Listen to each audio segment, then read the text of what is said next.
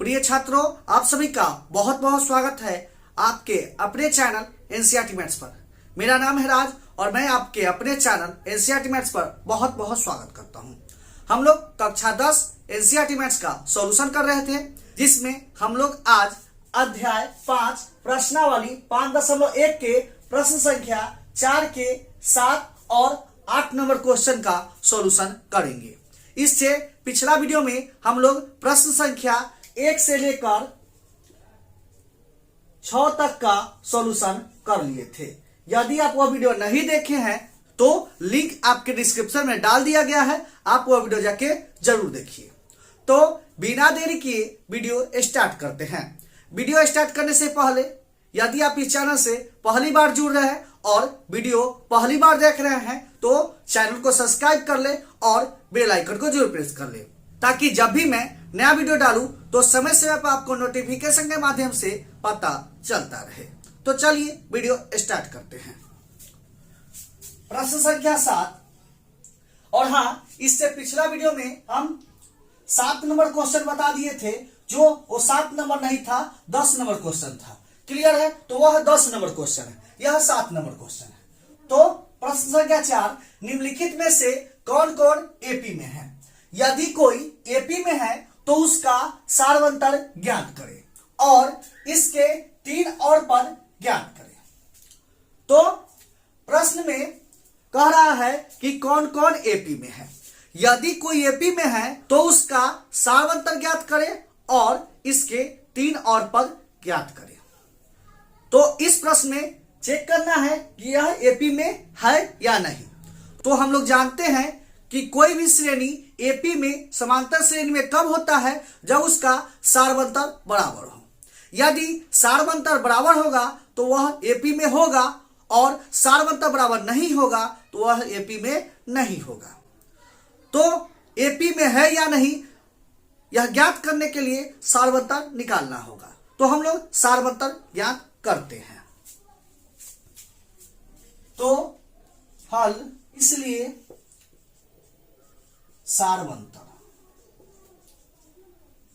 सार्वंतर को हम लोग डी से दर्शाते हैं। सार्वंतर यह दोनों के बीच का अंतर निकालना होगा। सार्वंतर equal to A2 minus A1। अब A2 क्या है, A1 क्या है, यह ज्ञात करते हैं। तो हम लोग जानते हैं कि कोई भी श्रेणी दिया रहता है जिसमें पहला पद A1, दूसरा पद A2, तीसरा पद A3, चौथा पद A4 होता है। Dot dot dot. क्लियर है? तो इसमें पहला पद A1, दूसरा पद A2, A3, A4 दिया हुआ है। तो A2 कितना हो जाएगा? -1/2 माइनस A1 कितना है? -1/2। तो क्या होगा? -1/2 और माइनस माइनस प्लस होगा, +1/2। तो 1/2 से 1/2 घटेगा तो कितना आएगा? 0। तो सार्वंतर कितना आया? 0। अब यह दोनों के बीच का अंतर निकाल लिए हैं। अब आगे यह दोनों के बीच का अंतर निकालते हैं। तो इसलिए सार्वंतर D = A3 minus A2। A3 कितना है? -1/2 माइनस A2 कितना है? -1/2। तो क्या होगा? -1/2 और माइनस माइनस +1/2। तो यह क्या होगा? प्लस माइनस घटेगा तो कितना आएगा? 0। तो यहां भी 0 और यहां भी 0। तो यहां सार्वंतर बराबर है। सार्वंतर बराबर है, अतः यह एपी में है। यदि कोई एपी में है तो उसका सार्वंतर ज्ञात करें। तो हम लोग पहले से ही सार्वंतर निकाल लिए हुए हैं। क्लियर है? अब आगे, और इसके 3 और पद ज्ञात करें और इसके 3 और पद ज्ञात करें। तो प्रश्न में पहला पद, दूसरा पद, तीसरा पद और चौथा पद दिया हुआ है और इसके 3 और पद निकालना है। तो 3 और पद 5वां, 6ठा और 7वां, A5, A6, A7 ज्ञात करना होगा। तो हम लोग ज्ञात करते हैं। A5 निकालने से पहले प्रथम पद ज्ञात करते हैं। इसलिए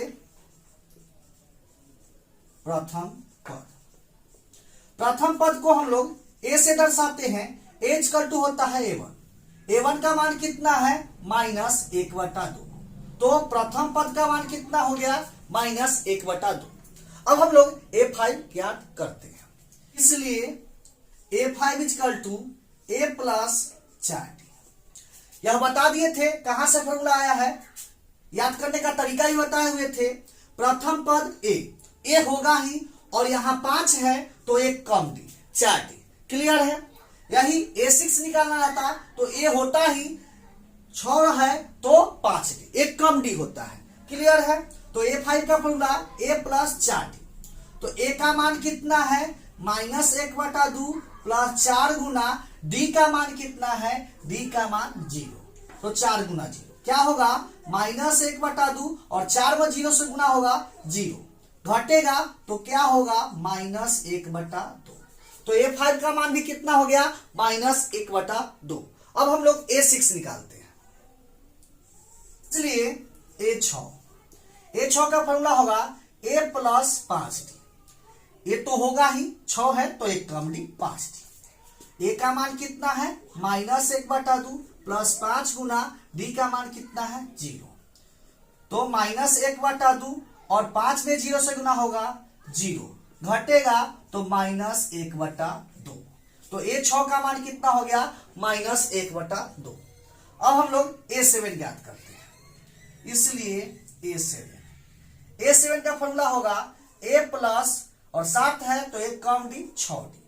a का मान कितना है -1/2 + 6 गुना d का मान कितना है 0। तो क्या होगा -1/2 और 6 में 0 से गुना होगा तो 0, घटेगा तो कितना होगा -1/2। क्लियर है। तो a7 का मान भी कितना हो गया -1/2। क्लियर है। तो इस प्रश्न में 3 और पद ज्ञात करना था, तो हम लोग 3 और पद ज्ञात कर लिए। a5 = -1/2, a6 = -1/2, a7 = -1/2। क्लियर है। कोई दिक्कत नहीं है। तो यह प्रश्न भी यहां पर समाप्त होता है। हम उम्मीद करते हैं कि यह भी प्रश्न आपको जरूर समझ में आया होगा। अब देखते हैं इसका अगला प्रश्न।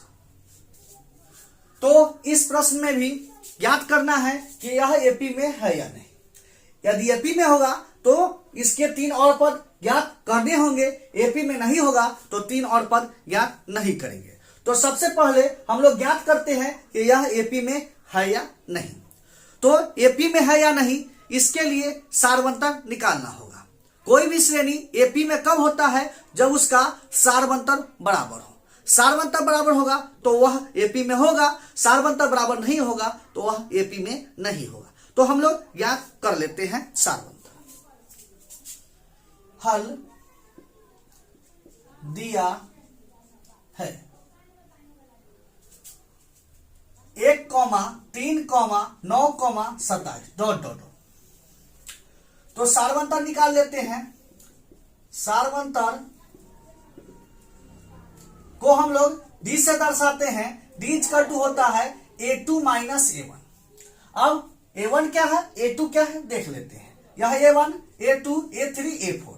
तो a2 कितना है 3 माइनस a1 कितना है 1, घटेगा तो कितना होगा 2। क्लियर है। तो सारवंतर कितना है 2। अब यह दोनों के बीच के अंतर निकाल लिए। क्लियर है। आगे तो यह दोनों के बीच के अंतर निकाल लेते हैं। क्लियर है। तो हम लोग ज्ञात करते हैं सारवंतर d = a3 - a2। a3 कितना है 9 माइनस a2 कितना है 1, घटेगा तो 8। तो यहां सारवंतर कितना आ गया 8, यहां सारवंतर 2 और यहां सारवंतर 8। तो यहां सारवंतर बराबर नहीं है, और सारवंतर बराबर नहीं है तो यह एपी में नहीं होगा। तो यह लिख लेते हैं, यहां सारवंतर बराबर नहीं है, अतः यह एपी में नहीं है। क्लियर है। तो एपी में नहीं है तो इसके 3 और पद नहीं ज्ञात होंगे, हम लोग नहीं ज्ञात करेंगे। क्लियर है। क्योंकि प्रश्न में कह रहा है यदि कोई एपी में है तो उसका सारवंतर ज्ञात करें और इसके 3 और पद निकालें। यदि एपी में होगा तो, एपी में नहीं है तो आगे 3 और पद नहीं ज्ञात करेंगे। क्लियर है। तो यह प्रश्न यहां पर समाप्त होता है। तो हम उम्मीद करते हैं कि यह भी प्रश्न आपको जरूर समझ में आया होगा। क्लियर है? कोई दिक्कत नहीं है। तो अब मिलते हैं नेक्स्ट वीडियो में इसी तरह के नए प्रश्नों के साथ। तब तक के लिए धन्यवाद।